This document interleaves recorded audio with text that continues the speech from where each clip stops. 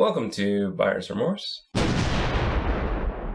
I'm Justin. I'm Darren. And today, Darren is going to talk about the game Pushover. Yeah. This is a game I believe that we both have. I mean, I need to double check. I probably actually still have it, but I haven't put it into my library yet. I think I have the key, but I haven't put it in yet. What is Pushover? It's a really old game that came out by, there's an old software publisher called Ocean, which a lot of people will hopefully remember because they were awesome back in the day for Commodore and Spectrum and Amstrad. And Pushover is a game where you push dominoes to open a door, basically. You have to solve a puzzle, push all the dominoes over. You only get one push, and you gotta make all the dominoes fall, and then the door opens, and then you go to the next level. Easy peasy.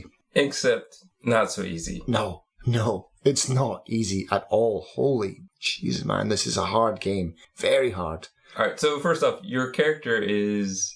I think you're an ant. Yeah, you're an ant. So the dominoes must be pretty small, or you're giant. Giant mutated ant. Yeah. But yeah. Are you conducting scientific research? I think so, yeah. I think you're like the rat in the maze or the ant in the maze kind of thing. I've got no idea what the setting is. It's weird. It's just a weird game. It brought back so many memories playing this game. It was awesome. This comes from a day and age when you didn't really have to worry about setting. Yeah. No, it was just like, here, this is it. Oh, wow, that looks pretty. We would just accept whatever weird setting we were given. I have not played this game. But like I said, I think I do have it in my library because we got it in a bundle that we both wanted for one particular game. Yep. The Great Escape. Yeah, which I haven't played yet, of course, so that may end up on this podcast at some point. Hint, hint. Someone's getting that next time. But we need to talk about the Pushover today. So the Pushover, is there a story at all? No. Yeah. No. Well, not that I'm aware of. The story is corporate. Product placement. Because as soon as you, totally forgot about this as well. Because I remember you won't. Well, maybe you do. Do you know what a quaver is? No. A quaver is like a kind of just potato starch chip or crisp, whatever you want to call it. It's cheesy and curly, and it kind of very crunchy. But if you leave it in your mouth, it kind of melts in your mouth. So it's like a cheese puff. Kind of. Yeah, but it's like they're long and they're all different shapes. They're basically like rectangles, long rectangles, but some of them are in spirals, some of them are they're wavy. They're all different shapes and weirdness. No. But they're really yummy. I'm familiar with it. They're great. But Quavers had for some reason, they sponsored a ton of games back in the 80s and 90s. And as soon as you start this game up, it starts out with like a Quavers advert. And I can, there's a dog called Colin, and Colin lost his quavers, and this ant is going to... Maybe that's the story. You got to help this dog get his quavers back or something. Oh, but yeah, and in the hour, you might not have gotten to the end. Oh, I got to the end. Did you? Okay. Kind of. We'll find out. So basically, let me take you through this, right? So after about 3 minutes... Wait. Go back to the ad real quick. Okay. So, this ad... Yep. Was it a video? No. It was an animated, badly pixelated. Not bad. I mean, for the time, people were probably quite happy to watch that because it was probably like an FMV for people. Like, wow, this is amazing graphics. It's basically this dog and this ant talking to each other. Well, not actually making sounds, but is it on par with the level of the game? Kind of, a bit better. Usually, those ads were better. And you can't skip the ad, I take it. No. So every time you would load this game up, you would have to watch the Quavers ad. Yeah, and believe you me, I watched that ad quite a lot. Because after about 3 minutes, I took a time out just to post the screenshot of the shameless Quavers product placement, and then realised that, the Steam overlay doesn't really work very well. I could take screenshots, but... Alt-tabbing out and going back in was a huge problem because it's actually a game that runs in DOS. It has like a DOS box. Steam installs that for you. You don't have to mess around. It does the DOS box pop-up for you, runs the game. But yeah, Alt-tabbing out if you want to chat to someone. No.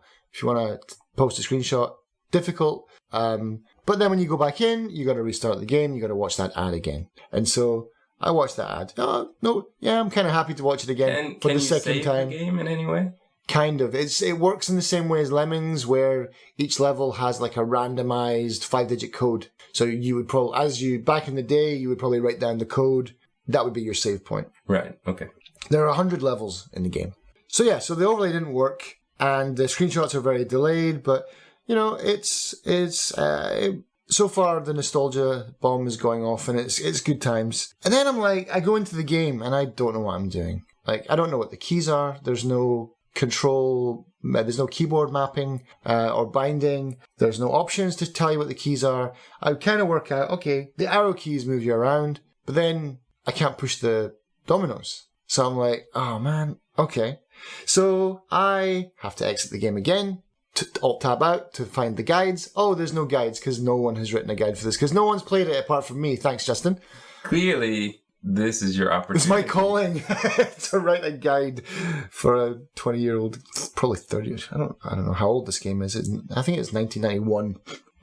But there's no guides, and so I'm just mashing buttons on my keyboard at this point, and I find out that P brings up a little box with all these different. There's about maybe 10 different dominoes. They've all got color code. They're all yellow and red, and some of them have 2 stripes. Some of them have a vertical stripe. Some of them are diagonally, like half and half. Some of them have 3 stripes. Some of them, they all look very similar, and what they do is they do different things. So some of the dominoes, when you push them, they will split in half and go both directions. Some of them will float up onto the ceiling and start rolling along the ceiling. Some of them will vanish when you touch them. Some of them, there's a bunch of different mechanics to this game which make it insanely complicated. I've worked out, oh, well, here we go, but I still can't work out how to push over a bloody domino. So I've got no idea what to do. And then, 17 minutes in, and I've watched the ad. I'm going out of the game and having to go back in and watch this ad over and over again. You got it memorized by now. Yeah, and so eventually I was like, I'll go to the website. When you said this game is hard, did you just mean hard to figure out, or is it actually hard to play as well? It is hard to play as well, but eventually, 17 minutes, I finally decided, I'll look it up on Google instead of trying to find guides for it and trying to mash keys myself. I'm such an idiot. The only key that I didn't try was the spacebar. No, I did try the spacebar, but you have to push the spacebar and the direction, and I didn't do that. So finally, I find out, it's the spacebar to push it and the direction. Okay, good. Go back in. Watch the Quavers ad again. Okay, so I wrote a note here saying, just remember, way back in the day when you got an intro sequence to a game, when you were loading things up by cassette, like I was from my old ZX Spectrum, watching the cutscene, it doesn't matter how many times you'd seen it, it was always amazing because the games were always so, they had 2 colors or 3 colors. About actually seeing something in motion, and it was amazing. It was incredible. I remember the days of thinking they were amazing. So when did we lose that? When did we become so jaded that we don't really care, even if it looks amazing now? When was the day the music died? I don't know, man. That's another podcast. That's you're onto something there. But finally, after 20 minutes, now I'm motoring. I'm getting through the levels. I'm 3 levels down. Each level, like I said, gives a code. But it's when you finish the level, you get this little cut sequence again, where these little ants carry dominoes in a line down, and they hold up the code for the level. It takes it takes a good 10, 15, maybe 20 seconds just to get through that. And there's no way to skip that. And basically all it does is take you back to the main level. And then that code is now entered. You just hit enter to go to the next level. So you don't actually just go level 1, level 2, level 3. You go level 1, finished, back to the main menu. Level 2, finished, back to the main menu. Level 3, finished, back to the main menu. Well, at least you don't have to see the Quavers ad every time you go back to the main menu. No, but on the main menu, of course, there's Quavers, packets of Quavers, and the Quavers logo and everything. And also every 5 or 10 levels, there's another Quavers ad in the game. So I'm getting through the game. I keep on winning these things called tokens. Every time you complete a level, not only do you have to complete the level, you have to complete the level and get to the exit in the right amount of time. There's about 30 seconds. That's awfully fast. Per level. Yeah, it is pretty quick. But as the levels get more complicated, I think by level 100, they're giving you 10 minutes to solve a level, which is insane. And no one can ever solve. Yeah, because they're ridiculously, insanely impossible. They do not make puzzle games like this anymore because people would go mental. I imagine back in the day you paid money for this and it's the only game you got on your pocket money. You'd play it until you'd finished it, more or less. I finished all of my Spectrum games, no matter how bad they were. I finished every single one of them. But yeah, I find out basically a token is like an undo move. So if you make a mistake, you can use an undo rather than restart the level again. So you can like take back a domino, which really isn't a lot in this game. Can you go back to earlier levels just to earn more tokens? I didn't try that.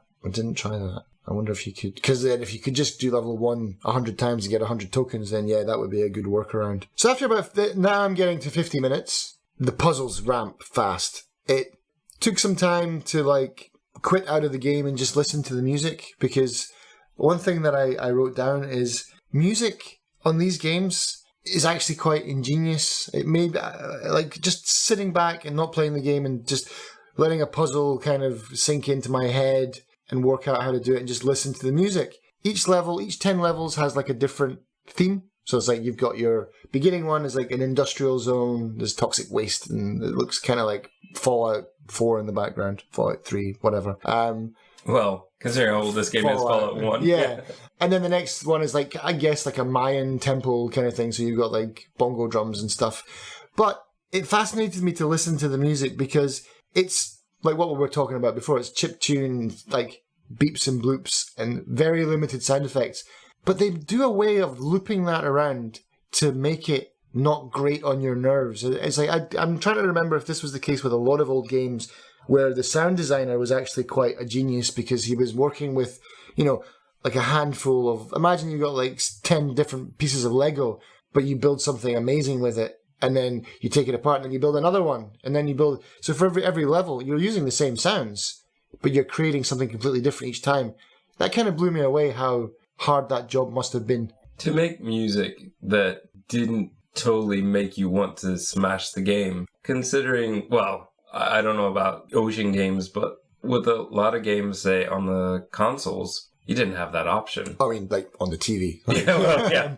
That was your option, was, turn the sound off on the TV altogether. So you really had to create something that was interesting enough to match what you're doing without being totally hideous. And make sure that, like you said, you can only do it for so long before you need to switch over. So every 10 levels, or in like the Nintendo era, kind of every level would need to have like a different song. But yeah, it really struck me because it was such a Spartan kind of soundtrack that just worked really well. And I listened to like the kind of intricacies in each tune and how they make it's just one long loop. Each loop has enough kind of, what's the word I'm looking for? They've got enough like kind of changes inside that to make it seem like it's maybe 3 or 4 different songs in itself. Genius, absolute genius. Whoever wrote the music for Pushover, if you're listening, you were amazing. Right, so I got to level, I don't know, man. I pride myself on being good at puzzle games. I was not good at this game. This game is really hard, way above my level. So I was like, oh, it's like Lemmings. They've got like all the codes. I bet you some nice person on the internet has put up all the codes for every single level. Of course they have. And so I saw a few levels and I was like, what? Even like 10 more levels in, it was ridiculous. So I was like, I want to see what level 100 looks like. So I went straight to level 100. It's 09727. For those of you ready to leave to the final level. Just get in there. Seriously, if you own this game, play level 1 to 5, and then go and put in 09727 and just have a look at level 100. You'll realize, like, it's insanity. It looks like, well, first of all, did you ever play the game Bruce Lee? No. It looks like either, maybe Ocean owned the publishing, or maybe they published Bruce Lee because it looks very similar to the layout of a Bruce Lee level. Bruce Lee was a really cool game. It was brilliant. Where he went around and attacked dominoes? Well, how did it look like this? It was like, it was basically like, I don't know what you could say. It was like Chucky Egg or something like that. It was like levels and different ladders and stuff to get around, and bad guys, you would have to kick their butts and stuff. So it looked very similar. It struck me like, wow, this is Bruce Lee. But anyway, with dominoes and a giant ant. But the dominoes and a giant ant. And it's massive. The first few levels, there's a handful. There's like 20 dominoes, maybe 10 dominoes. This one, there must be 50, 60 dominoes, all with these different colors. And so you got to press P Because you forget, like, what does that domino do again? What does that domino do again? And the time is clicking down each time. And also, I forgot to add, you can move all of the dominoes. So they're not even in the right positions, right? So you've got 100 dominoes on your screen and they're not in the right order. And where do you start moving them in? The probabilities are astronomical. So when you run out of time, do you also die?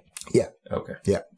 And so, well, no, actually, no. Sorry. That is not true. And that's maybe a good point of this game is you don't die, but the timer goes red and you can still finish the level, but it won't give you a token. And I think you got to do it again. But at least in that way, you can play that level until you work out how to do it. And then you'll be like, okay, now I'll do it again. I don't know how you do level 100 without having a video camera or writing down every single domino that you placed or drawing a diagram or something. It's ridiculously, insanely impossible. Even with me watching, I basically minimized I split my screen in half and I watched a playthrough on YouTube and I copied him on the other side. Even me doing that and trying to look across, trying to keep up with him, the timer is really, I was short on time. I got down to about 1 minute or less than a minute remaining and I had to still get through the door. It was insane. And then, what do you get? Classic, old school, end of level credits. Well done. and then it's like, oh, now we'll give you a challenge. And yeah, Justin just raised one of his eyebrows. And that's exactly what I did, because there's a level 101 basically, or a bonus level. And it's like, what? Now is the challenge? Are you kidding me? This can't get any worse. Oh, it can. What's the only way that you could make a color-coded system worse? Oh, there's black and white now? Yeah, they removed it. So every domino is the same fucking color. And it's like, oh my God. So that's impossible. So you have to experiment by pushing dominoes to see what they do. Then you have to memorize what that domino does. Then when you move that to another place, you've got to remember that's the one that splits in half. That's mind-boggling, man. Absolutely mind-boggling. But I finished it. Thanks, YouTube. Some genius has gone through and done it. And that is insane. That is absolutely insane. They're all just white. Just could not believe it. And then that's it. Yeah, well done. Back to the title screen. The end. No ad? There was no ad at the end, actually. No, it just went straight back. So that's the game pretty much in a nutshell. All right. So what tags would you give it? Puzzle. Very, very hard puzzle. Wait, are those 2 tags? Those 2 tags. What would you... Yeah, I mean, it's... what is it? It's a 2D old school puzzle game, basically. It's like... That's way too many. Look. It should be like 3 turns. 2D old school puzzle. Okay. That's what I would call it. If you like games like Lemmings or the sheep one, I can't remember what that was called. So if you like games like Lemmings or the sheep one, don't quote me on that. I think there's a sheep game. I'm sure there's a sheep game by the same company. Cannon Fodder. Did you ever play Cannon Fodder? If you like games like that, this is for you. Old school, very, very hard, but playable. You know, it was a very playable game. I was really worried about playing this when you said that, because I did not even know that it existed. I bought the Oceans bundle to get The Great Escape. I haven't even looked at the other games in that bundle because I don't know them, because they were never on my system. I don't think that ever came on Spectrum. So I was worried, but I'm quite happy with my purchase. So I'd say that's definitely a buyer's confirmation for me on this. Now, I'm not sure if your criticism of how hard the game gets really works when you skipped ahead 50 levels. More. But would you recommend that I play this game? I would, for a number of reasons. One is you already own it, so might as well. 2 is just to give yourself a reminder, even if you only play it for an hour or less, just give yourself a reminder of what games used to be like and how simple they were, but how solid they were. This is a really solid puzzle game, but it's really ridiculously hard. And also, I'd recommend it just to see how far you could get without giving up. Would you recommend this to everyone? No, definitely not. So who would you recommend this to? Hardcore puzzle players, or people who have maybe owned this game in the past. It's definitely a nostalgia trip. It's no Talos Principle, let's put it that way. But it was fun for the hour that I spent with it. I don't think I'll go back and do it again. You're not going to make sure to go back and do every level? No way. Virus confirmation? Alright, so we get to this part of the episode. We've kind of called it Beggar's Remorse. We might change that because the poor people that we've put through the ringer to play these god-awful games are actually doing us a favour by adding something. Yeah, so I basically bought this dumpster fire of keys on eBay for $4. I got 50 games for $4, and pretty much 99% of them are garbage. Thank you for being the guinea pigs to write these good reviews for terrible games. And in fact, today's was done by my wonderful nephew online, who is Landshark8. I already know this is not going to be good because he sent me a message saying that it was not good. This game is called Dragon Perception, which from the screenshots I've seen of it, there seems to be no perception to be had. But let's see what he had to say. Dragon Perception is a trial and error death run type game. The game is excruciatingly difficult and had no rhyme nor reason to be made as such. The only good side of the game is that it's short. So to complete the game, this nightmare will end quickly. If you so much as touch something, it zaps your health away because there are no invincibility frames and everything on the screen is trying to kill you with a low amount of health you start out with. So that sounds exactly like the type of game I avoid. He further goes into, in contrast, the bosses are way too easy and require little to no effort.